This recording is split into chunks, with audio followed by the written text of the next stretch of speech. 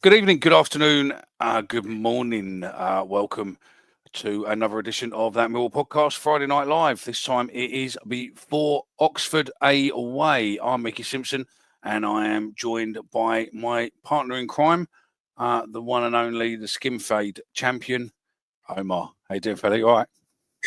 Evening, mate. Evening to the chat. Hello, everyone. No one likes us. There was a power cut briefly just then, but we managed to get back on live promptly, quicker than Pompey did on Wednesday night. That's it. We might be back off in a minute, but we're back for now, so we're okay. Hopefully we'll get it all sealed up before the train home, the last train home, and everyone can make their way home. So I think we will get into the Portsmouth debacle and some other bits and pieces and discussions on that. Straight after,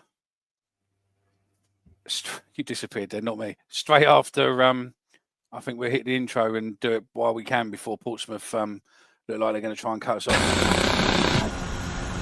Language you don't usually hear on television. Millwall in London's Dockland.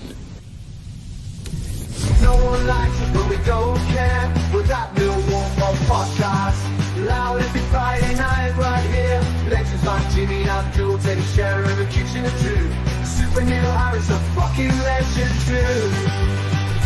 Through the good times when this life we support the Lions all our life. This ain't no place for fancy feet. This is fucking Millwall through and through. Located on our very own John Pedersen way. Let them all come, let them have their say. Millwall till we die. With that Millwall podcast, guys. Good evening, welcome back, and welcome to the extra ones. We seem to be having power struggles tonight with internet, but hey ho, here's what it is. We will carry on, unlike Portsmouth. You were there the other day, mate. This podcast has no choice. Yeah, sorry. Yeah, Connor's given us the wording. This podcast has no choice but be postponed for circumstances outside of our control. So yeah, can someone spare Mickey for 50p for the meet? You're too young for that, ain't you? I think you do need some. I think you do need a little bit of lecky bill, mate, paid because you are a bit laggy, but it's all right. It's not too bad. Right. The benefit is that I have super fast broadband in my house. The downside is that I think I've got a boy upstairs playing Xbox. I've possibly got my daughter in her room streaming, and I've got my missus streaming. So, didn't ask me life story, mate. Well, thank you. I might have to look at getting a separate internet feed just for me. So, yeah. Good evening, Mark Murphy. Good evening, Connor. Good evening, Andrew. Chris Brown, Fat Dan has got lights. How shit must you be? Fat Dan has got lights. Good evening, Monica. If your boy's at home, give him a nudge. Tell him he's more than welcome to get on. Where is he? I was going to put a shilling down first, but yeah, no. You see, you're too young really to remember 50p meters. I mean, I even remember you used to be able to get TVs from Rediffusion, but you used to put £1 in to be able to watch TV. And you used to save and split it with the person who come round and basically hired you the telly. So I go as far back as dial-up broadband. When you sometimes have people on the phone and you can hear them on the internet. That's as far back as I'll go, mate. Unfortunately, but I'll go back to before internet. Yeah, so yeah. My life. Chris goes back before there was light. Do you know what I mean? In the streets. Do you know what I mean? And instead of notepads, he used to have a slate and a scraper. Good evening, Born Free. Good evening, Andy Herbert. What did I say last time? We need cover in defence. I think you got to cover, mate. Pitch black. You were there, Omar. Come on and tell us how much of this fucking stupidity actually took place. Yeah. Bizarre, mate, honestly. Do you know what? I was obviously excited. It's a midweek trip to Portsmouth. We had them in the cup earlier in the season. Obviously got a good result. And I think, knew there's nearly 2,000 fans there, adding to the hope and anticipation. It's Portsmouth away. And you're excited for the day, aren't you, really? I mean, I drove down myself with my pal and yeah, you can feel the atmosphere building. It's Portsmouth away. It was a proper old school turnout, it felt like. It was a proper Millwall turnout. And, a quick pipe before the game and all right, let's go. Get to the grounds And then, fast forward to about 35 minutes past 7. Geezer's reading the team lineouts out, does the away team first, starts going on to the Portsmouth team, and then just darkness. Now, we live in a modern world where at first I thought, is it going to be a fucking light show? Because if we're doing light shows, I'm not going to put it past Portsmouth doing a light show. As cringe as it is, all that stuff, we're not talking about light shows today anyway. But I was thinking, they're not doing a fucking live show, a light show, are they? I was like, this is No, we're bizarre. doing the live show, mate. No, yeah, I know we are. But I was thinking, Portsmouth ain't doing a light show, surely. Surely not. That was my instinct reaction. And then it was just darkness, pure darkness. And I'm like, right. And then there was like some lights on the far right, on the right hand side that was on, like Mercury lights in their back stand. There was one of the advertising hoardings on just like in the far corner near their home end. And just like nothing. And then no comms, nothing, no communication. And it's quickly coming to 5 minutes before kickoff. You're like, right, there's a power cut here. And it took me back. I was thinking, I've been at games before when it's happened. I remember Southend away. Neil Harris was in caretaker charge before Ian Holloway came in. We was losing in the game. Floodlights go out. And it was in January, fucking pissing down with rain and all that stuff that came with it. And it's like, shit. And then they got the game back on. We ended up losing 4-1. Then Holloway got announced after that game. So make of that what you will. Thankfully, we've not had that kind of case repeat itself. But yeah, I think obviously just sitting in darkness for about 35, 40 minutes, just standing there really and just waiting for something. There's occasional announcements on the tannoy. They're trying to work on the problems. There's a power cut. What caused it? Well, I mean, Portsmouth came out and done a little video after it and they spoke about it. We fast forward to about 20 past 8 and the lights start to come back on again and there's like starting to light the pitch up again. You're thinking, right, here we go. Millwall's the first team back out. Obviously, the players have got to do another warm-up again and no communication, nothing really said or anything. And the players started to come back out and thinking, right, we've got a game on here. But I was aware anyway. Like, obviously, the last train, what was it, at 10:42 or whatever? I was thinking, they're not going to be able to get everyone home here. And I was thinking, well, the players are starting to come back out to warm up. Some of the Portsmouth players are in their actual match shirts. They're coming out to warm up. Is the game going to come back on here? And like people texted me, the signal was obviously up and down because there's no, signal boosters in the area because the power was down. But is the game on? And I'm thinking, well, the players are out warming up. And then the Mill do their last little warm up. And then some of the players go in, then they all come back out again. I'm like, well, something's happening here. And so obviously it transpires, 8:40, come on the tannoy, out of their hands. They've got to call the game off. And disappointing, really. Just in the world we live in, I suppose, where that you don't expect that to happen. I think I've been to 2 postponements. I remember going to Oldham away under Harris in 2017, 2016, pissing down with rain. It was waterlogged pitch. I got called for an hour and a half for kickoff. But first time I've had it where you're in the ground, as well. The game's meant to kick off, and there you go, it's called off. So yeah, obviously Blackburn happened more recently, but I did go to Oldham back in January, 2015 or 16, or whatever it was in League One. But yeah, you're in the ground an hour after it's meant to kick off and you're still there without knowing if the game's going to go on or not. Surely if they knew it was going to happen, apparently they knew for a little while, just thought about how to announce it without, trouble kicking off. But disappointing. But Andrew Roberts raises a question. Does anyone reckon the game was really postponed because the Sky feed went down and they didn't want a game kicking off? I have a thought around that. I think that the Sky feed went down intentionally so that Portsmouth weren't showing up for being a crock of shit because they will get fined for that. The fact that they've got that the safety lighting didn't kick in is not good. Some kicked in and all. It was weird. It was weird. But yeah, this next one is pure speculation, but it is very funny, so I will show it. Jonathan Fraser said Chinese betting syndicate have Millwall to win, but seen Bradshaw and Wallace on, so ordered a postponement. Yeah, and what was weird was everyone was saying must be a power cut in the area. I know Gosport got called off, and everyone said, they got called off down the road. There was no power cut in the area. Everywhere around the ground had lights still, so you could see out. It was the ground itself. So they made a big hoo-ha about announcing they got a little fan zone area that was lit up with Christmas lights and stuff. And then there's also that other interview that's been clipped up from previous times where their CEO's gone on to say they're at their capacity of their power. I think they've obviously shot themselves in the foot, overloaded it, and there's been a surge and it's blown up, part of their infrastructure. So I don't think there was a local power cut. I don't think that was something I subscribed to because everywhere else was lit up outside the stadium. Just inside the stadium was fucked. I mean, Jay obviously wanted to try this new thing of doing the live commentary. And so throughout I know you were in the ground, I think you've probably heard it or you've listened back to it or whatever. If you haven't realised about it, it is on podcast, Spotify, Apple, whatever. I haven't put it on YouTube because loads of people are moaning about why have you put a space on YouTube with no images? Because a space is audio, not thingy. But we can put it on there if you really want it. But it's about 2 hours worth of live breaking news, really. Jay and a lot of others talking bollocks. Stephen come on. We had Southwark News come on. Will from Southwark News at Den. He come on, gave us the official. It's done. It's cancelled. But I think they just overshot their load. They had a Christmas light ceremony at their fan zone, didn't they? So they had a switching on ceremony there. And if that video, what was prior, if their substation was that bad, you're probably just risking it to a degree. But I was checking. Obviously, Jay was doing the show. I kept coming in and out. Dan Riggs was on there, and Dan Riggs is good. We're going to have to get Dan Riggs on there soon because he's got quite a good opinion on football and stuff, and he's all right. And then I was checking the Southeastern Electric and all the electric companies around there, and none of them was saying that there was a power outage.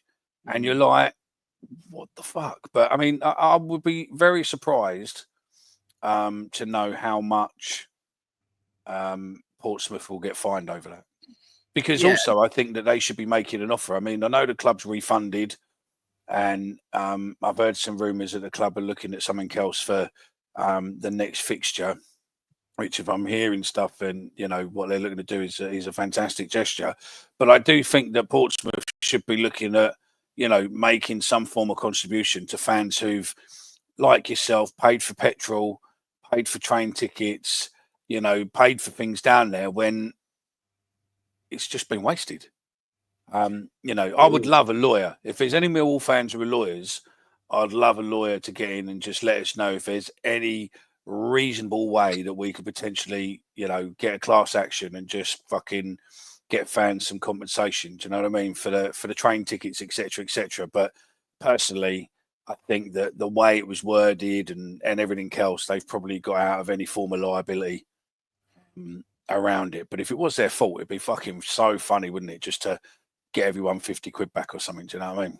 It'd be nice. I mean, I spoke to you about it. I mean, I think it's just not really on Millwall to do anything, but I mean, they've acted quickly, done a refund for everyone. I think I've seen people say people should have kept their loyalty points because they were in the ground. I kind of get that. I think that's fair. If people have travelled all that way to Portsmouth and it's called off 10 minutes, an hour after meant to be kicked off, maybe keep the loyalty points for people that travelled. I mean, being a bit selfish, I don't really care too much. I've got enough points when it comes to most games, but I don't, that'd be probably a nice gesture for the club to do, probably. I think also, even little things like maybe the return game, everyone's got a beer behind the bar or something. If you're Portsmouth, these are the sort of things maybe they should be thinking to try and do, because it's probably going to be the same amount of people that go, and I don't know. But there's got to be some sort of compensation given back. I don't think it's really on Mill to do that, but obviously Mill can try and help out the away fans where they can. It happens. It's once in a rarity. There's not often we get games postponed or called off or power cuts like that happening. So, it's part of the price to pay sometimes, I suppose. And like I joked about online and said to the boys and you guys, at least I get to go Portsmouth away 3 times this season. Not often you can say that in a season, because obviously the cup game and now 2 attempts to go to the league game. So I wonder when they reschedule it. I mean, I was thinking about that on the way home on Wednesday, but I think, probably not this side of Christmas. That's obviously very short notice.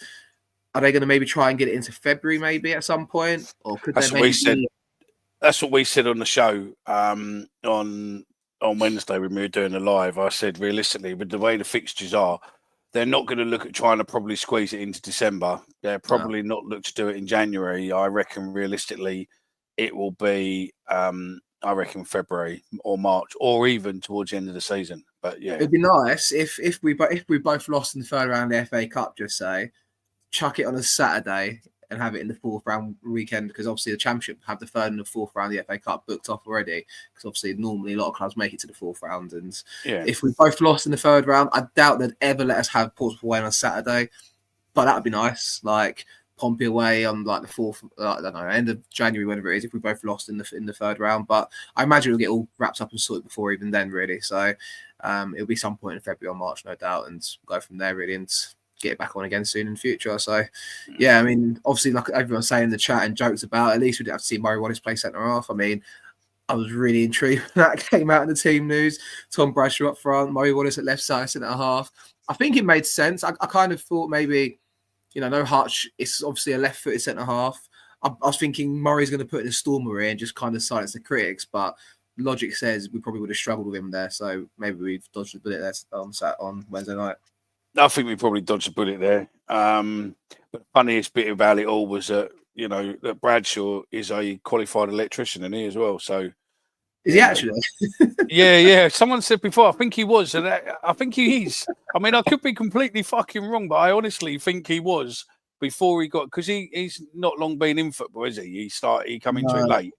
But yeah, he was a Sparky. So yeah, Andrew Roberts says it's ironic that a Mickey Mouse club like Portsmouth is owned by Michael Esner, who used to be the CEO of Disney a few years back.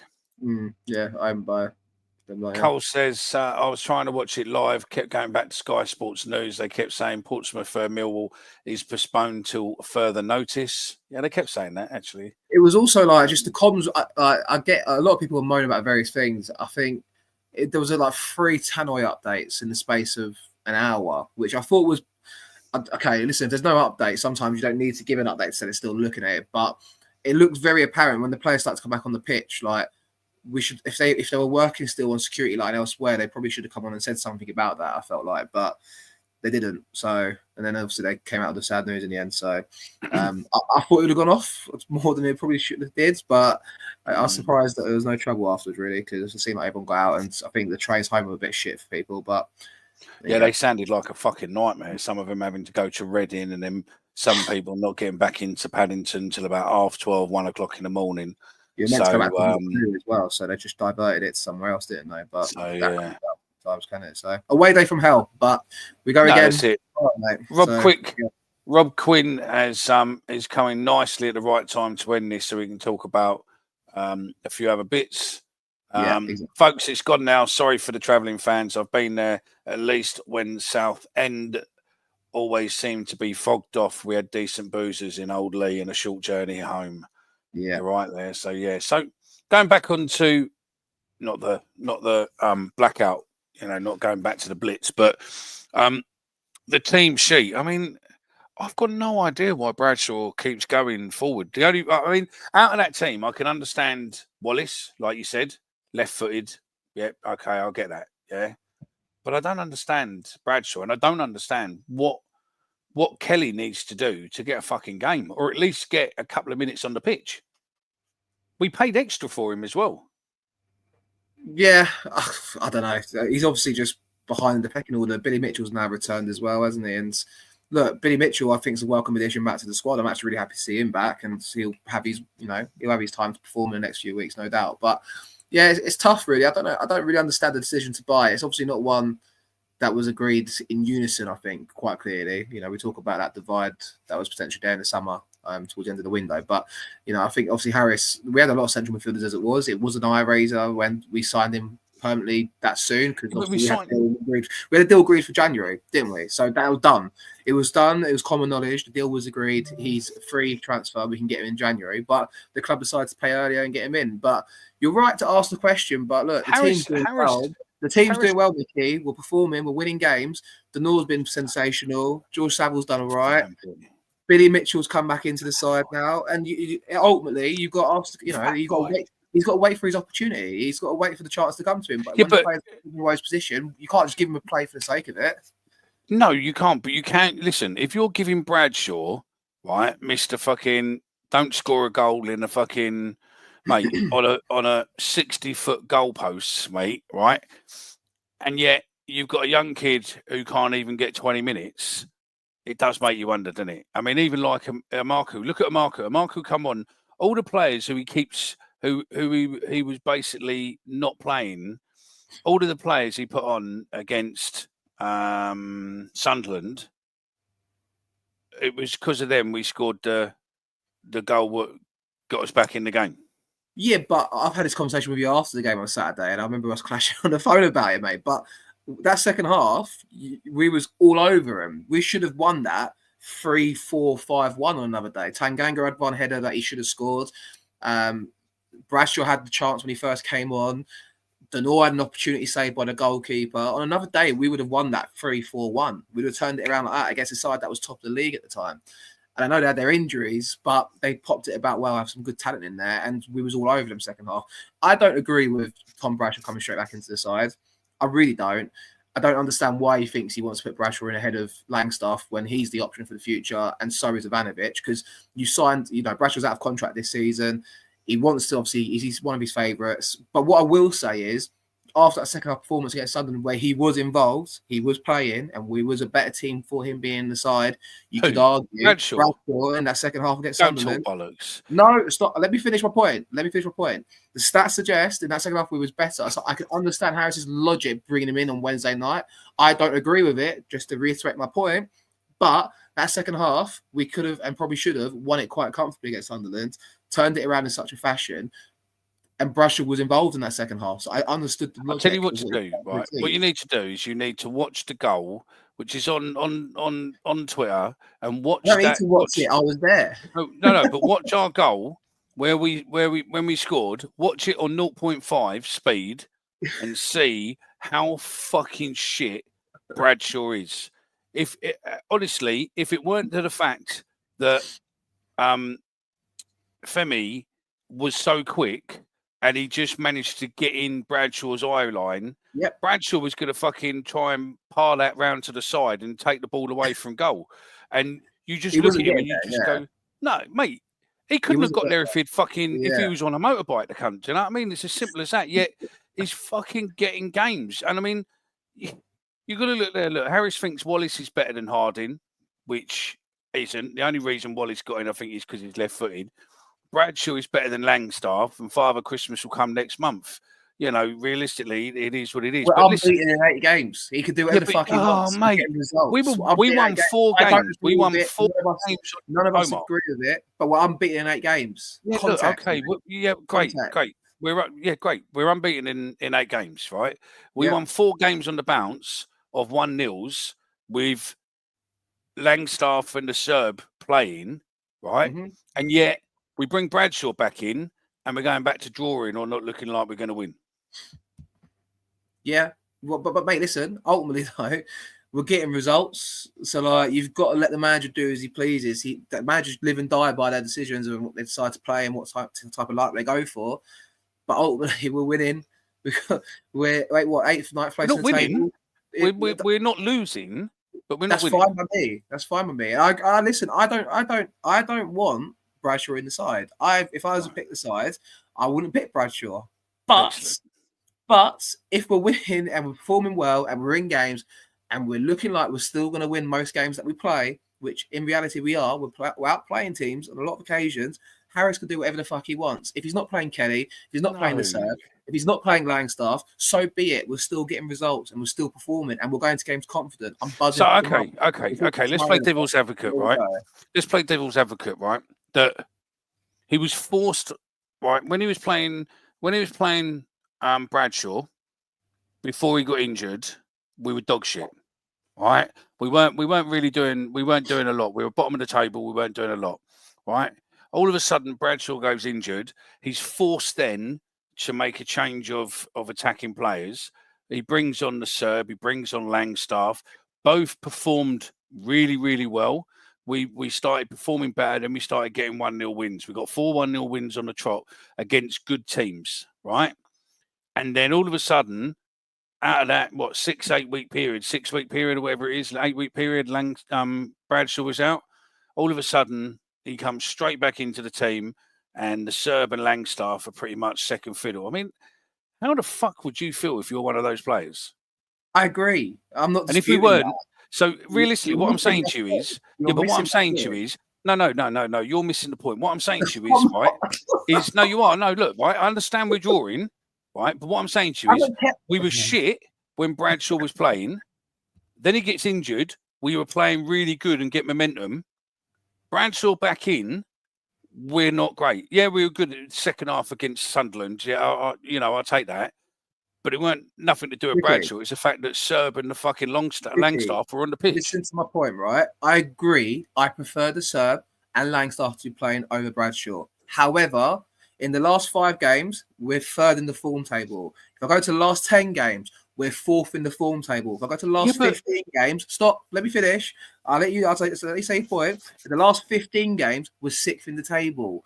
My point being, since the start of the season, after Tanganga's returned to the side, the form's changed. We've got a style of play. We're playing it. I don't agree with Harris picking Bradshaw over the other 2 players. However, that my point to you right now is the last 15 games we're the 6th best team in the division. Yes, we've drawn the last 2, but who was playing those games? I'm thinking over the bigger picture. It's very short-sighted. Listen, football is very reactive. It is. But listen, last 15 games, we're 6th place in the championship if it started 15 games ago. And if anyone's telling me they've got a problem with that and thinking we're not doing enough, I'm not saying that.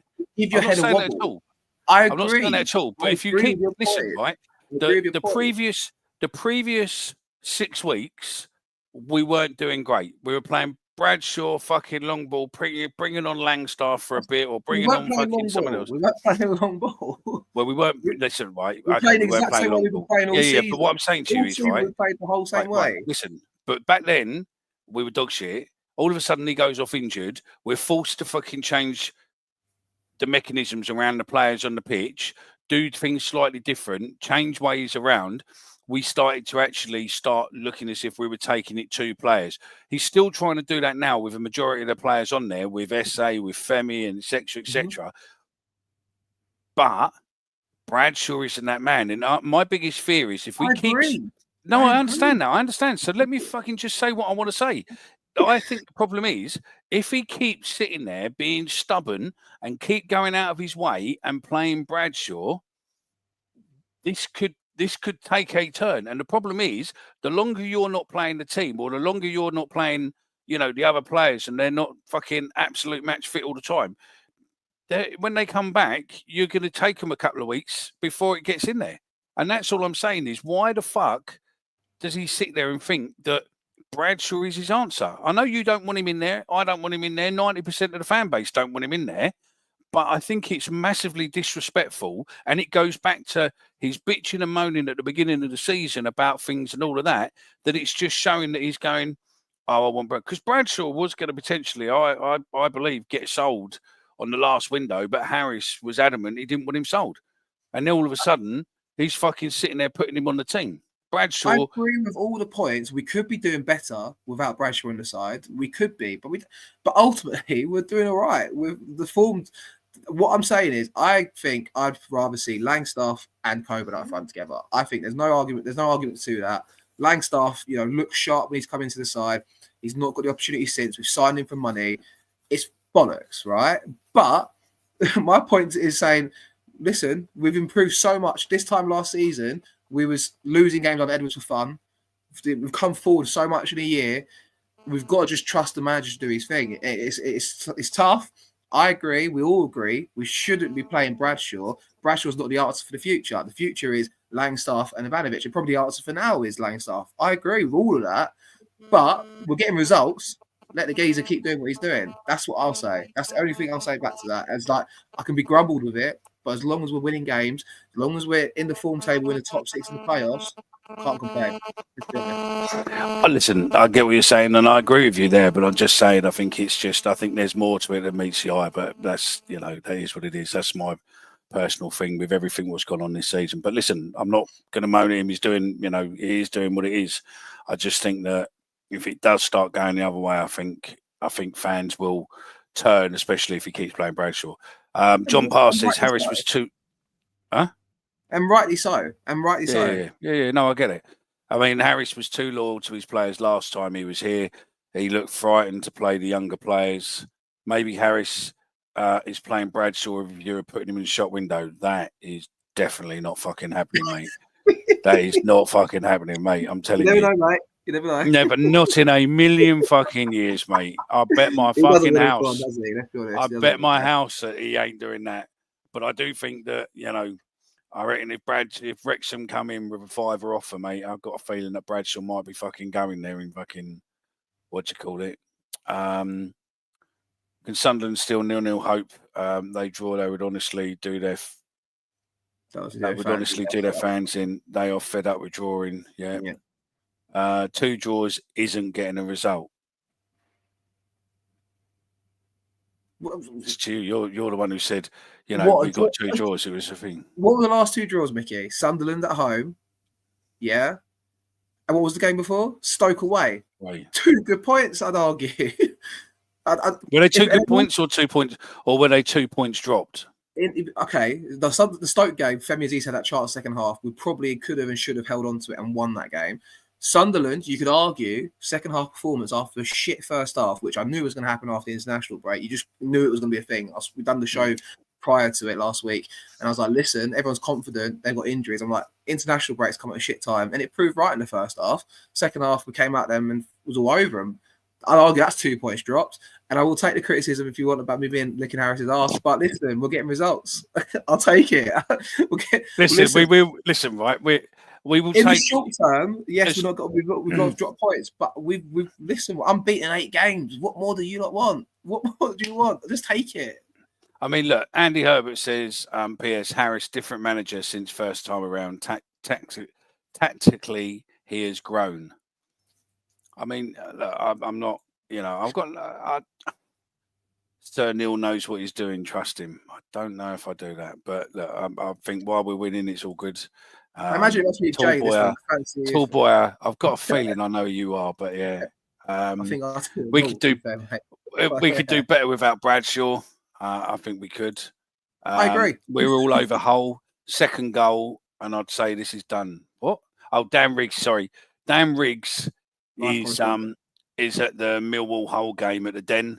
So if Dan Riggs comes in, then that's why. So yeah, Danny, right? Our budget is poor, and we're punching above. Our budget ain't poor, mate. I mean, we went out and brought best part of nearly £5.5–6 million worth of players this season. What Neil, is in Gallen's interview and all that, said these are players what the club have been looking for a while. So, Neil's been all over them as well, and the fantastic Aldo was obviously all over this in the time. I just don't know how long we can go. Our budget is poor and we're punching above our weight, because some of the players, including Bradshaw, the rumours what I've heard, he ain't on bad money, mate. Do you know what I mean? That fucker earns more a week than I do. It over a 4-month period. Do you know what I mean? So I think he's on good money. We're starting to spend more money under Jimmy Bellison, that's for sure. But in relation to the rest of the division, we've still got one of the lowest budgets in the league, and that point does still stand. So, but that's a lot of it's down to the fact of how our fan base is. We don't buy shirts we're selling more now, but we're not really there. And also, it'll be ideal if we can have a club shop what actually fucking could sell shirts and make sure that we get our correct shirts. But yeah, oh look, Omar, this is a first. Mickey's bang on right. Omar, if Bradshaw didn't play, we'd be fourth by your confused reckoning. I love Harris, but Harris loves Bradders more, unfortunately. I don't disagree. He's got a favourite child in Bradshaw, and I don't think it's the right answer. But, like I keep saying, the form table doesn't lie. And if you told me at the start of the season... It would be higher if Bradshaw weren't playing. Well, you can't say for sure, but I agree. I likely agree. The probability is if Langstaff was in there, I think we'd score more goals. If Ivanovic was in there, I think we'd probably score more goals. But if you told me at the start of the season we'd be where we are now, I'd have took it in both hands. Yeah, of course you would. Guess what? Chris Brown thinks I'm right too. Listen, let's get over it, Andrew Roberts. What happens if Harris stays on next season? Will he give Bradshaw another 1-year contract? I can tell you now that I don't reckon Harris will be here next season. I just want to say to everyone listening, get over this idea now. Tom Bradshaw starts tomorrow. I hate the idea of it, but let's get over it. Let's deal with it. And we've just got to support the team, because whether we like it or not, Tom Bradshaw is starting tomorrow. I don't need to say I'm in the know. It's a guess. It's a logical guess. Tom Bradshaw starts tomorrow. We all know if I was a medical-based company, either ibuprofen gel or those plaster things what you put around your legs, mate, I'd be all over Bradshaw for a sponsorship deal, because his left leg is absolutely coated in the fucking shit. So do you know what I mean? So yeah, let's have a look, see what happens here. We got Frankie Long said on the show, Frankie, get your ass on here, mate. You've texted me to say you're doing. So yeah, Jay's text and said you're getting roasted here, but yeah, no, good because I'm right, he's wrong. But yeah, Frankie says said on a show a few weeks ago that Harris will be judged on more than performance and results. Not playing the new boys over Bradders will hurt him with the owners. I think you're right. Yeah, true. Just be glad. When is your Millwall lifetimes? When in your lifetime? When in your Millwall lifetimes have you seen the quality we have on the bench? I remember we all what we all had up front with We all had up front was Brandwidth. Yes. Listen, the squad's come on. I agree with him. Yeah, I agree. I agree. Well, we do have a good bench, but we've got an even better bench on players who we ain't playing. So you think a Mark who played against Sunderland purely because he had to make a change, but he hadn't played since we played Portsmouth last, and he got the raving up with him. Yeah, well, mate. And he wanted him out on loan. Question is he still going to go out on loan, even though we saw how much of a fucking difference he made when he come on? Do you know what I mean? He made that difference. That goal come from him. Who, sorry? From Amarku. Yeah, Amarku to Langstaff to Ivanovic. Langstaff, quick. To Amarku. Happy birthday, by the way, to Ivanovic. Happy birthday, mate. 20 years old today. He comes from Serbia. He's a big fat serve. He's a big fucking serve here. Big fat serve. No, you're not fat, by the way. You are fucking tall and you're bigger than me, but you're not fat. We just changed that one. Yeah, that's it. That one's clipped. Oh, well, I'm fucked. I can see Harris is playing Bradshaw. I can see why Harris is playing Bradshaw, but he's injury prone. Coburn, Langstaff, and Ivanovic are more than capable to put a shift in. Connor, we know that your opinions aren't always right, and the fact that you're agreeing with, going down with Omar when you two have gone together before. So yeah, Jay. Listen.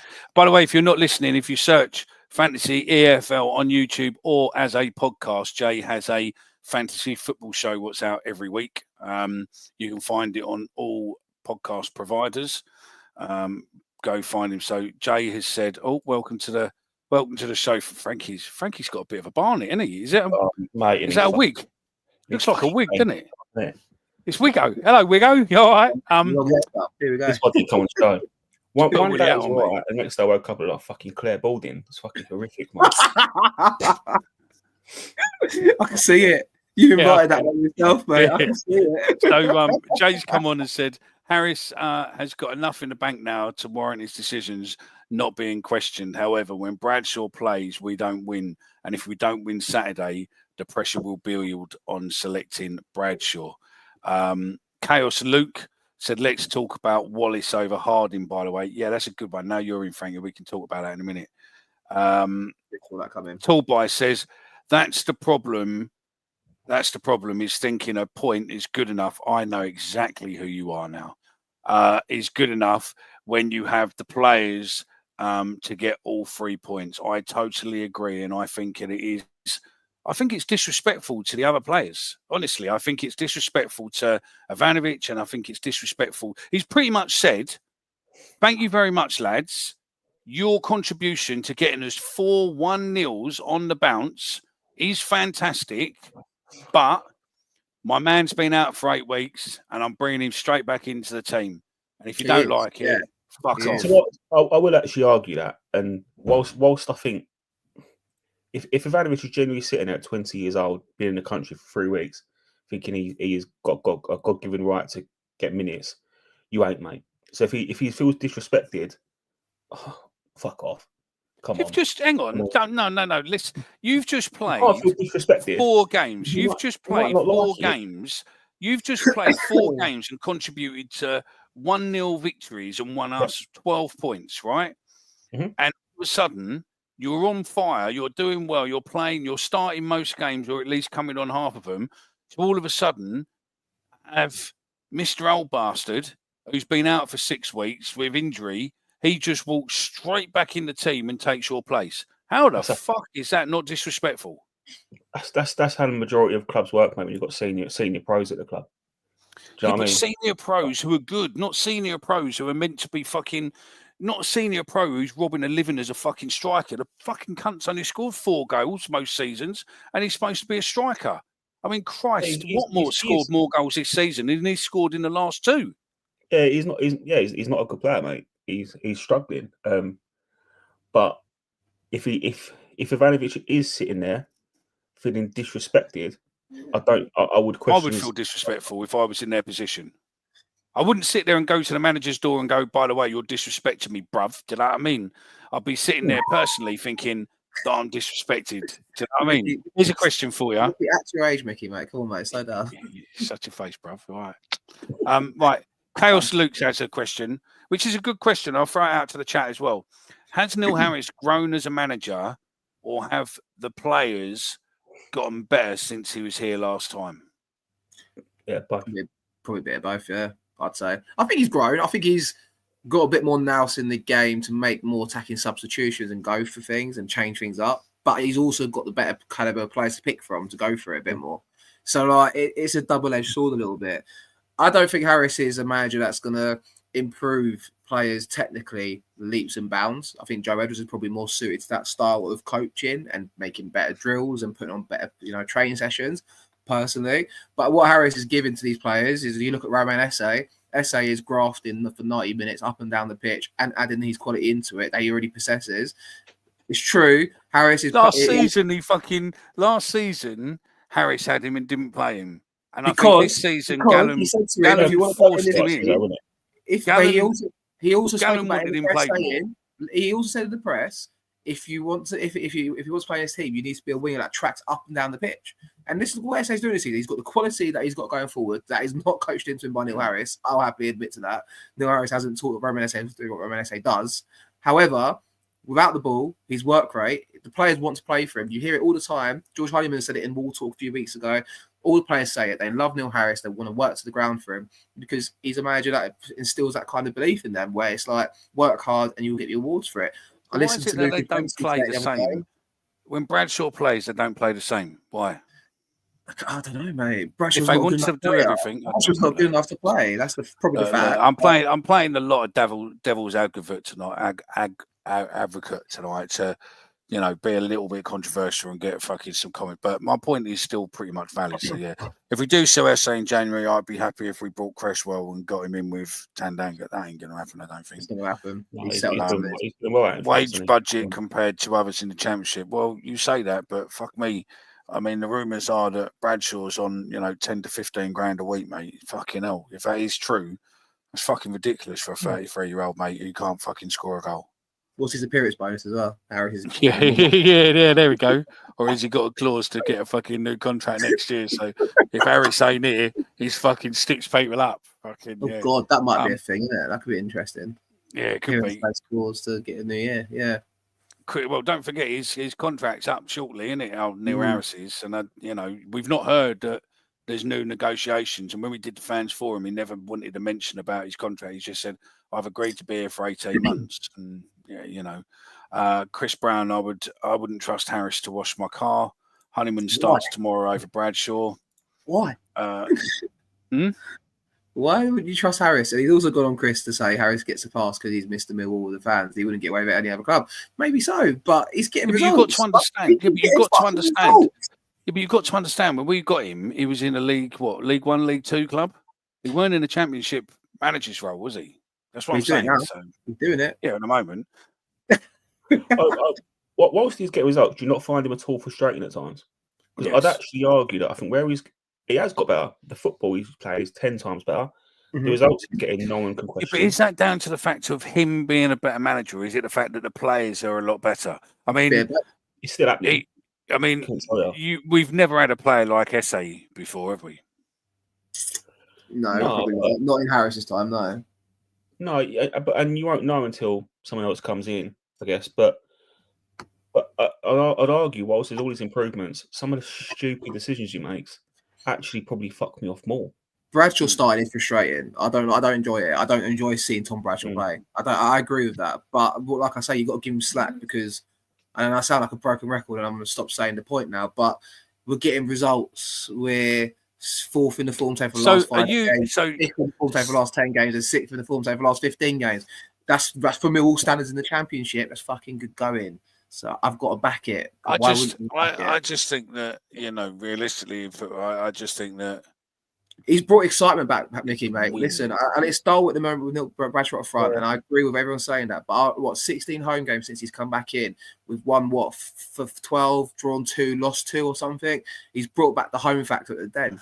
He's then also away from home. We're competing in games. We're not getting outclassed by teams every week away from home. We're in games. I don't know what else you want from that. And I get it. We could have more. We could do better. We've got better players.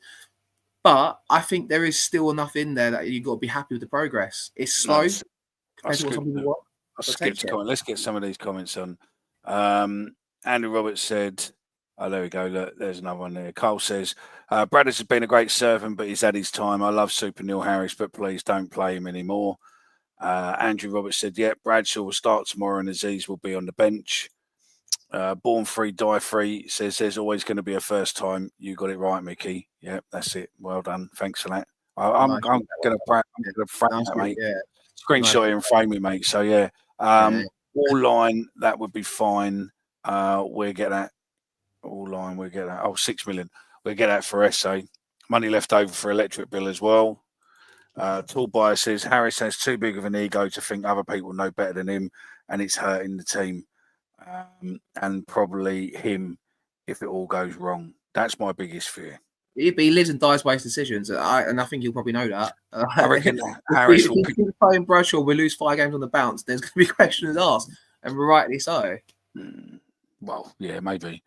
I reckon Harris will pick the same team tomorrow as he picked for Pompey. I don't know if we get enough of that in January. They're having private conversations. I think maybe Harris is keeping Bradshaw at the club in case we have a power cut at the Den. Harris and team selection has been a mystery to me. All depends on the opposition, etc. Might go Lenny centre back swap with Danny Mitchell. Danny Mitchell. Danny McNamara. Yeah, sorry, yeah. Bradshaw is being put in the shop window for a January move. I don't think any fucker will want to pay anything for him. So, yeah. Honeyman has fallen off a cliff in the last month with the skill set of being a terrier, and a terrier only when that drops off. It drops off hard, not like he gets goals and assists to counter it. Peter Sullivan says the players are much there's players are much better other than Bradshaw, yeah. Remember the days when it was the same knackered 11, no surprises yet. No, I totally agree with you. I'm not saying it isn't. So, yeah, Ivanovic also knows that he's the club's record signing. So I don't think he was, to be fair. I think what's his name was and still is, believe it or not.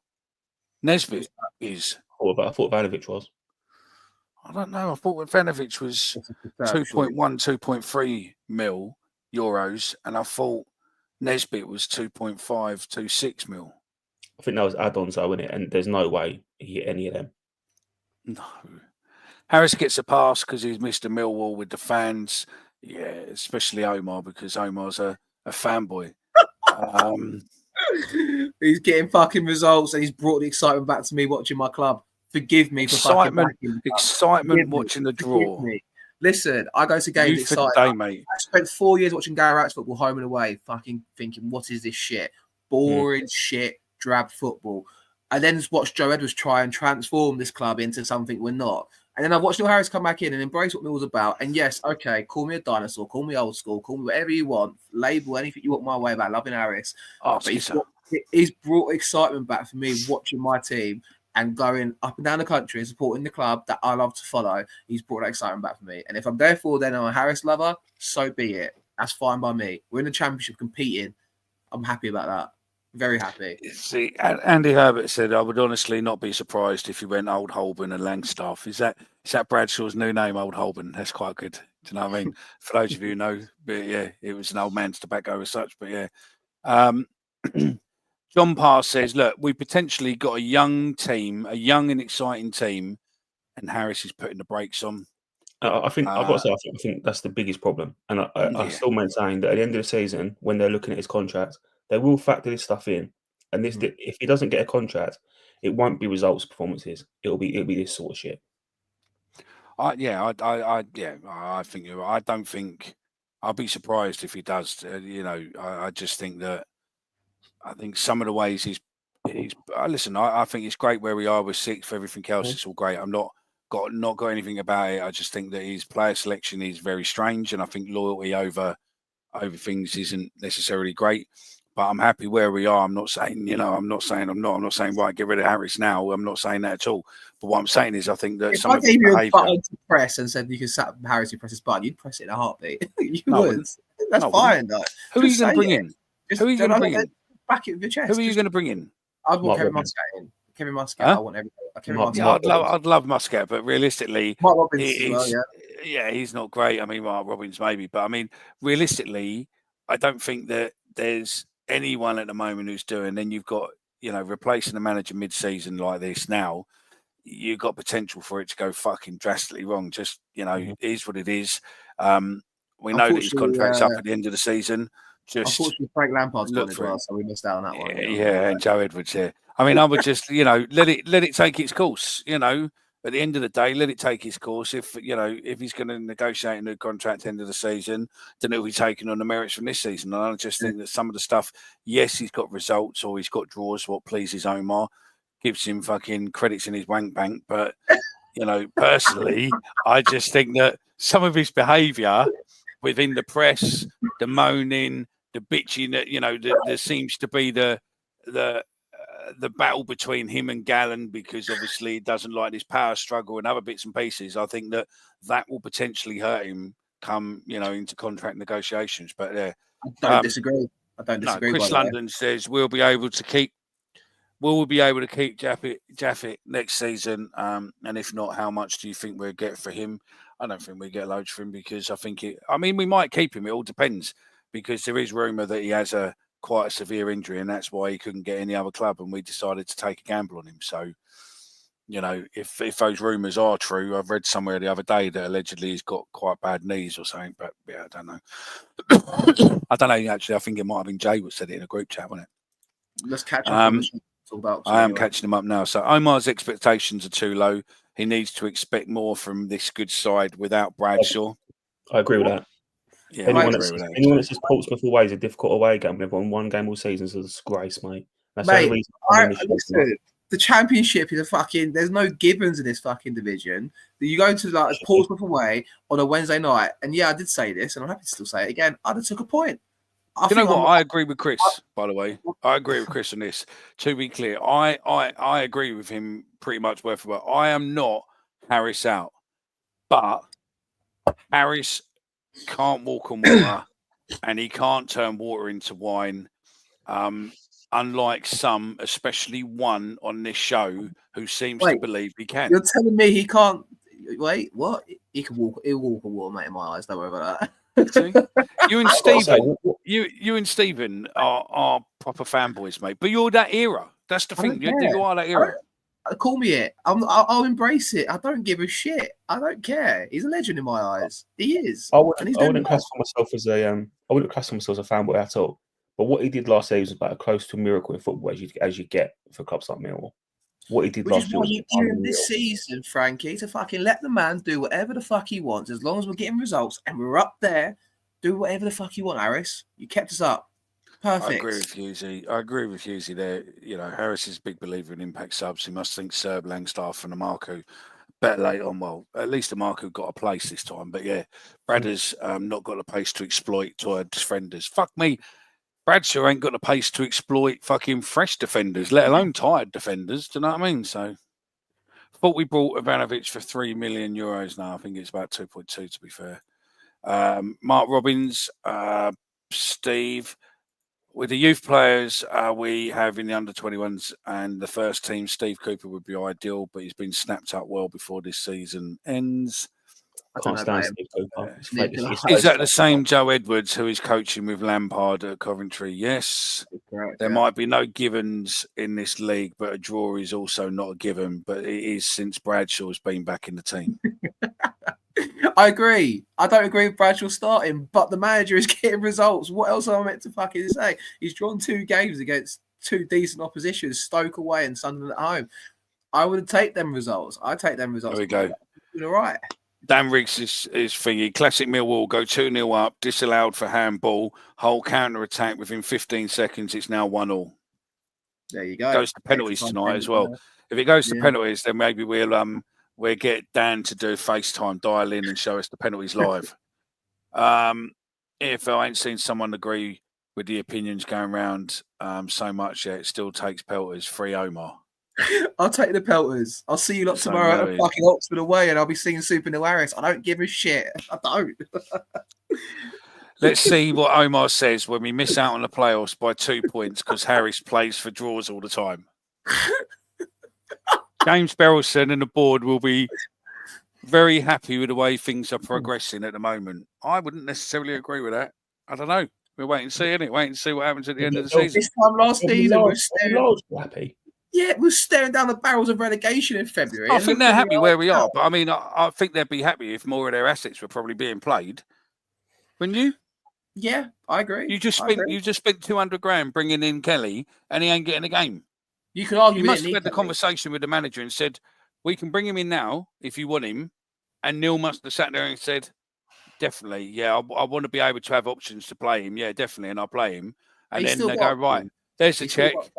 And all of a sudden, he's not playing. You'll be like, going, the fuck? He's still got options in a team that's conceded 7 goals in his last 14 games. We're doing all right. Let's fucking just chill out. You won the last 2 games, haven't you? Let's chill out. Going to be interesting when Coventry and Edwards come to the Den on December the 11th. Absolutely. Championship manager goes. Next Saturday, they come to Coventry. Goes equals fans want Graham Potter. They get Frank Lampard or Wayne Rooney. Yeah. That's a good call, actually. Team Omar, don't worry, Big O. I've got your hairy back. It's more concerning how Jonathan Fraser knows that you've got a hairy back. I've met Jonathan Fraser as well. He's a nice chap. Unless those pictures, what Dan Riggs keeps pushing around about you, mate, is if it wasn't the fact that we would get banned from YouTube, I would show the world the picture of what basically comes across. So yeah, maybe Dan Riggs will put it on the bunches. I met a geezer called Warren on Wednesday night as well, and yeah, it's nice to meet everyone that comes up to me. And if anyone's going tomorrow, I'll happily have a beer and have the exact same debate I'm doing right now in person with you tomorrow. No problem whatsoever. Has anyone seen Omar and Harris in the same room? It's one person.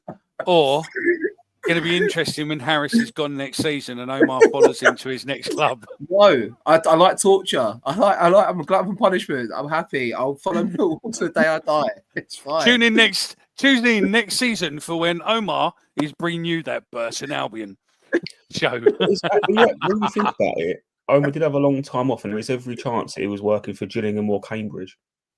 But has anyone checked that? Moonlight. Oh dear. Omar is Harris' agent. No. Listen, at this point, I think we need to get Harris on one day, and I can just confess my love for him. So yeah, that's I've got his phone number, by the way. For the end of the season, that's the goal. I'll text you his phone number. You can speak to him. Yeah. I'm not phoning him. I think the cunt would kill me. Listen, I'm not going near. I'm not going near the player exits, mate, at all, and I'm not going to sit near the front at all, mate, because I think you're fucking. If he sees me, I think he'll jump me. So yeah, get a Harris. Not a good way either. I'll get the big. Should I get the big mural on my back of my shoulders or something? Mate, if we get promoted, mate, I might. I'll do it. I'll do it. I'll do it. If I'll get Neil Harris tattoo if we get promoted this season, I'll do it. If Harris doesn't say next season, who does the panel feel will get the job to get the best out of our youngsters, which Harris isn't currently doing? It's a good question. There's a million answers out there. I wonder if Neil Harris has got a tattoo of Omar. Here's Sam Bradshaw. Fuck me, if Harris was on this show, there'd be love hearts in Omar's eyes all show. That's fine. I won't be able to get a word out probably. I do think Tallboy, by the way, he's a player, by the way. Yeah? I do. Yeah. I don't know. It might not be. I could be completely wrong. I do think I know who it is because I think I speak to him. So yeah. So check his Langstaff. Yeah, maybe. Who knows? Oh dear. It's not the person I'm thinking it is. No. So yeah. But Fair so, enough. Harris secretly adopted Omar as a baby. I bet that probably pleases your mum, though, Omar, doesn't it? Yeah. And to be fair, it probably please your dad too if you were Harris's love child. Omar's heart will be bursting out his chest like in the 1940s cartoon. You're really getting it, aren't It's fine. Like I said, I'll nail myself to this mast. It's fine. I don't mind. It's all right. you? Listen. Until it goes wrong, then he'll be Harris is a cunt. Don't listen. Keep playing Bradshaw. What a wanker. Oh yeah. Right, gents. Oxford. We might as well. We were only going to do an hour show, and we're on an hour now. So let's quickly get 15, 20 minutes of what to call it, or of Oxford. So yeah. Go on, How was Mike. your? Go on, Mike. Let's get onto that comment first. Then What would you prefer? A winning, successful team, or a team with young players that is losing or inconsistent? Well, I probably want a bit of both, ideally. Let's be honest. we ain't got either in a minute.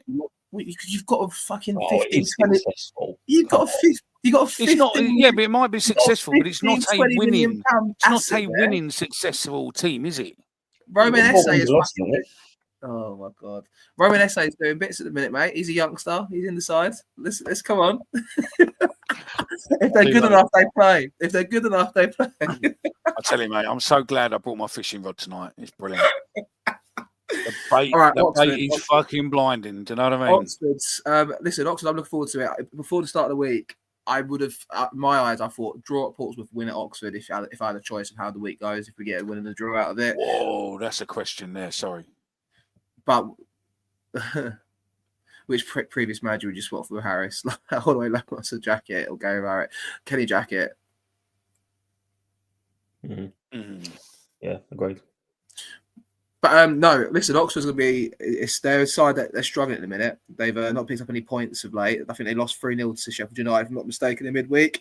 They're 23rd in the form table that Millwall currently sit third place in. So form dictates that we should, do the business tomorrow. I'm confident. I'm looking forward to it. I like Oxford away. 3 stands, car park in the way as well. It's good viewing. I'm looking forward to it, mate. Oxford away. Get your comments. Get your score predictions into the comments, please. They've got a good side, though. I like some of their players that they've got. I think, when I look through their side, I like Brannigan in midfield, Cameron Brannigan. Will Wilkes used to be at Cardiff. I like him. He's decent. It was good 10 years ago. Yeah, exactly. That's what I mean. So, you look through their side, though, and there's not anything out there that scares me. Josh McEachran's still getting a game for them by looks of things. He came off the bench on Tuesday night. So, we should walk over these, to be honest, tomorrow. We should win. I'm really confident we get results, to be honest, but we'll see. Dan Scarlett started to find his feet in that football, and I think he scored 4 goals in his last couple of games. So, yeah, he's looking better. Oh, for fuck's sake. Tom Bradshaw hat-trick tomorrow then, Mickey? Huh? Tom Bradshaw hat-trick tomorrow? No. Dispersal orders been issued by the police ahead of tomorrow's game. Oh, yeah. Section 35 order is focused on parts of the centre of Oxford, as well as Blackbird Lays and a little more near the Casey Stadium. It gives officers the power to disperse individuals or groups of people and will be in place from 9 a.m. until 9 p.m. Football spotters, mounted officers, police dogs and drones will also be deployed. Superintendent Adrian Hall, strategic commander for the Oxford United home game, said the orders were in place solely as a preventative measure for any antisocial behaviour or disorder which will take place surrounding the game. How about just fucking treat people normally instead of putting all these in because you fuckwits get paid $4,500 for every time you nick a football fan at a football-related offence and get a banning order. Yet, drones in the air and fucking dogs and everything else are all there to just intimidate and want someone to kick off. Fucking bullshit. Fucking hate Old Bill football. Sorry. Go on. Yeah, I agree with you. I agree. Would you hate more, Old Bill at football, Harris at Millwall? Old Bill football. I hate Old Bill more. I hate Old Bill football. The whole rigmarole around, which I'm doing a special show next week, and you're you'll see how much I fucking hate Old Bill. I've got a lawyer doing a show with a football lawyer, going through everything. Oh, nice. I would take Bradshaw playing up front as a sole striker over ever having to deal with Old Bill at football. If there was one of them I had to get rid of for the rest of my life, it would be Old Bill at football. Bradshaw can play up front and go score a hat-trick tomorrow, fella. What about his comment, Vicky? Do you like his comment? Evening, lads. Fuck me. Omar, is that a chat with chaps haircut? I thought you'd like that one. Oh. Yeah, Yeah, 3-1 that's- Millwall, he says. Come on, let's talk about the team tomorrow. What do you think? What changes are going to be made? Should we talk about the one up front? Is Bradshaw going to start tomorrow, or is George Hyman going to come back into the side? What's your thoughts, Frankie? I think it'll be largely the same as what we saw against Portsmouth. I think Hutch might come back in because it's now obviously not 3 games in the week. So I think he'll probably come back in. I doubt. I'll be disappointed to see what will come back in for Aziz. Yeah. But other than that, I don't expect many changes. I was disappointed he didn't start Aziz last week, to be honest. And he came on, obviously got the goal. I think he's nailed on to start tomorrow. So I think there's no argument to that, I don't think. But I think, what did you make of the comments about Hutchinson? And obviously he didn't travel. He just said it was 3 games in a week. Like, I found that weird. injured. Like, I don't believe him. To be completely honest with you. No, I don't Yeah. either. But I've heard rumours that he's injured. because like it can't be if he's taking him out the side, it'd rest him and put him on the bench if he's taking him out the side. I didn't buy that, to be honest. I think he must Did he be travel? injured again. Well, he went in the He's on the Manchester squad. No. Yeah, but he didn't travel either with the team. Did you see him out there? No. I wasn't waiting for the coach to come in. Too dark. I know I love No. Neil Harris, but I wasn't waiting for the coach to come so I could see Neil go in. So Just didn't know. I knew you had the coach one experience, so I was just kidding. So yeah, I think it'll pretty much be the same. Do you know that Millwall and Oxford have both scored 19 goals this season? how many goals have they conceded? Oxford 27 Oxford, and how many 14. 14. what was that? Didn't we concede 7 in the first 2 games of the season?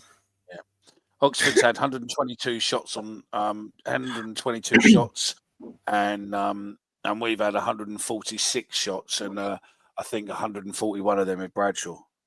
Do you know what? I get behind. I know Toolbuy's gone for me today. Whoever you are out there, fair play to you. But I do agree with the actual prediction. 2-1 Millwall was what I was thinking. I'm just going to get in early as well. Scored by a sub. I reckon Idemo Maku is going to get on and score tomorrow. Let's throw out curveball out there. I'm going to throw an absolute curveball out there. I think, especially after his impacts last week, I don't think Harris is one for forgiveness. I don't think we're going to see Marku even start a game. But one thing I think Harris is right about is Marku's pace coming on in games where defence has been stretched and worked for 90 minutes. When you've got like 10 minutes to go and you bring someone like a Marku on, it puts fear in these players. I remember Middlesbrough away at the start of last season when he set up SA's chance and SA scored with a plum. Obviously, the same happened on the Saturday against Sunderland. He comes on and makes impact, wasn't it? What was the game as well? Wasn't it the Watford game where he came on and started the season, caused havoc, and then we managed to score as well? I think Marku is an impact player. It's unfair to label him like that, and he probably gets frustrated hearing that. But when there's a game to chase or when there's something going on where the game starts to stretch, that's the kind of player you want to bring on the market, to be honest. Yeah, maybe. I mean, Oxford have gained 6 points from losing positions, and Millwall's collected 2 from losing positions, 2 points from losing positions. Points dropped from a winning position, 11 for Oxford, 7 for Millwall. Cheers. So we are going into the last 5 for us. It'll be a win-win-win, draw. Notice that draw, Bradshaw. And they are going into a loss, a win, loss. Last 3 games they've lost 3-0, 6-2, and a 1-0, 1-0, and a 2-1. So how many wins have they got in the last 5 games? None. 1. Hull. That was Hull, yeah. And we would have had 5 wins if we hadn't put Bradshaw back in the team. If I knew it was that simple. Last time we played them was 2019. Oxford in the cup, we drew 2-2. John Daddy Bodvarsson scored twice that day, everyone. Just putting that one out there to the world. League One and then when we played them in League One, Steve Morrison scored an absolute worldie from 35 yards. We won 2-1. No. Amy O'Brien scored the second goal. That was October 2016. We played him on April 2017, and we lost 3-0. Yeah, but the away game, we beat them away and we lost at home. Yeah. So I think we'll probably win, but I think Oxford is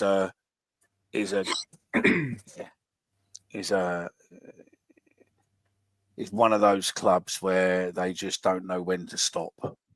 What about Joe Bryan? Even their team's a little fucking, even their little boys out there, mate, are quite a fucking formidable force sometimes. So yeah, they've brought it on a bit. What about Joe Bryan getting the nod over Danny Mack on Wednesday night? I thought that was a surprise. Yeah, but is it because he wanted, again, was it because he wanted the left foot, or was it, did he want him? I wouldn't have played him either. I would have played Danny Mack all day long, especially away from home. Especially with Mo Wallace next to him. I thought it would have been a game where you put Danny Mack in. But yeah, I do agree with a lot of the comments around. We don't see the attacking up that we were sort of promised from Joe Bryan. But I do think he does give you a better balance out on the left than Danny Mack. And I think every side that we play where we're probably, I can say Omer's point around nothing's an easy game, but if we're expected to win or we're hopeful for a win, I think we'll see Joe Bryan play every single game. Yeah. Well, the games like Leeds, Burnley, fair enough. You go to the defender, but yeah, I do agree with you, to be fair. He's a good player, but the problem is it's like a 1 in 10, isn't it? It's a 1 in 10 chance of him actually performing. He just doesn't do it every game. So yeah. I don't think he's been that bad. I think he's had a couple of awful performances. I think he's had just as many good performances, though. You talk about Bradshaw being on big wage. I hate to think how much Joe Bryan's on a free transfer when we signed him. I know how much he's on. I know roughly how much I think. Because but he's on that much because we didn't have to pay him that signing on fee. So I think he gets it as a monthly bonus as such. So yeah. Fuck me. This is really throwing me now. Because someone else, part of our little group, has texted me to say, don't forget to remind everyone about what's happening tomorrow. And now all of a sudden it's proper thrown me out now. So I'm debating whether or not actually this could be one of our lot, Omar. I don't know. You could be fucking getting thingy, mate, from one of ours. So we're waiting on that one. So yeah. Are you able to watch the game on that watch? What, my one? Yeah, no, I can, yeah. If I can hate those, blah, blah, blah. Yeah, we've done that. Yeah, we've done there. We were 1-0 up against Stoke with Bradshaw in the team. Came off half-time, all went downhill. Bradshaw came on half-time against Sunderland. Goal back. Bradshaw needs captaincy. Whoever you are. Find Omar tomorrow and he'll buy you a pint. I don't agree with that thought process, but he's there is logic behind it. The goal that Stoke scored should have been headed away by the guy that come on for Bradshaw. So, I do know, by the way. I do know. I know exactly who. But yeah, no. Yeah. Many conversations we've had about different things. So yeah. I know exactly who he is. So yeah. Me too. And I think it's hilarious. So yeah. Tomorrow we Jay tried it on Wednesday night, and it turned into absolute it actually turned into great viewing. We had nearly 1,000 people on the space. It's on Twitter. We will look at trying to get it in. We've got to just test a few bits, and hopefully at some point it will be able to go over to YouTube. It's basically, instead of a watch along where you just get to watch someone's face watching the game, it's a live interactive view. So you'll get about 10-15 minutes before the game where you'll have a brief discussion on the starting 11. And then Jay will give you some commentary through the first half. Half time, we're already live on Space, so you'll be able to come straight on and give your half-time reaction, get your requests in and get them in. So come in just before or whatever. And we'll get you all ready to go. I won't be on there tomorrow because I am playing Santa Claus for a local school, believe it or not. That's Did you get the nod from Santa himself? Did he give you the okay? I did, yeah. And I got a backhander, so yeah. It's quite weird because my boy went to the school and left last year or left in June, and I'm going back this year to do it again, but it's good fun. It's a laugh. And then obviously you do the second half, And then straight after the second half, we will be the only show interactive where you'll be able to give your full-time views. Hopefully Omar will come on, and any of the other team who've gone to Oxford will be able to come on and give you their match reaction. And fingers crossed. Jay, wants to do it. Wednesday night's one seemed to work really well. We were breaking news and, keeping you ahead of the game. It was good. And that's it. I suppose pretty much I think we're all done, aren't we, Omar? Pretty much. We need to give our score predictions, but you know better than most, mate. No one wants to see live evidence of me on a match day. If you see me in person, that's fine, but you don't want any recorded evidence of me on a match day. So if you're lucky, I might jump on and. You're not driving tomorrow, then? I'm not driving tomorrow, no. So, yeah, it's on a space, so it's only your voice, mate. No one needs to see your face, especially not with that Barnet. But yeah, 2-1 tomorrow is my prediction. I think we're going to win it. I think we'll probably want to be 2 or 3-0 up and playing better, but then they'll get one back, 1-1, and then I think we'll score late on, 2-1. I want to say Marco's going to come and make an impact again. There you have it. I'm going to say 3-1, and I'm going to say Bradshaw scores 2, and Marco scores 1. No. Oh dear. That's a piss take. I think the subs will come on, and hopefully that will be the Serb, Langstaff, and the Marco, or even Kelly, and go. It'd be right funny if Kelly gets a bit of time, mate, and the fucker scores 2 goals or something, mate. That would be a result. But hey ho, we know where it is. Pod along. There we go. Look, pod along to the game with Jay. Claire Balding, you got anything you want to say? Yeah, I guess so. Can you give us any tips for the horses as well? No, mate. No. Fuck when's off. When's Crufts this year? Is it? I'm sure Claire's. Mate, don't you start fucking don't you start hair banter. Fucking hell. Actually, either of you both fuck off. Mick Collins in the fight. Anyway, I think we'll win 2-0. 2-0. 2-0. SA and Langstaff off the bench. Love that. Okay, cool. I think that's pretty much it for another evening. Thank you very much for joining. If you're not already subscribed, then please do so. Like, subscribe, and also get yourself over to Fantasy EFL Show on YouTube and give Jay a follow. He's nearly 100 subs, so if you can help him get over that will make his day. And also just make sure if you listen to us as a podcast, follow him there as well. Just makes him happy, stops him bitching at me. So, great show, gents. Thank you very much. And the referee, hair banter with Mickey leading the way. Exactly, mate. That's what we do. Always trust a fucking ref to get involved. And with that, give him a red card, son. He's off. That's it then. All done. No more. If you see Omar tomorrow, he'll be fucked. Where else 3 points. Seeing Super New Harry spinning around the anyway end is what my plan is. Let's go. That's it. Let's go. See you all later.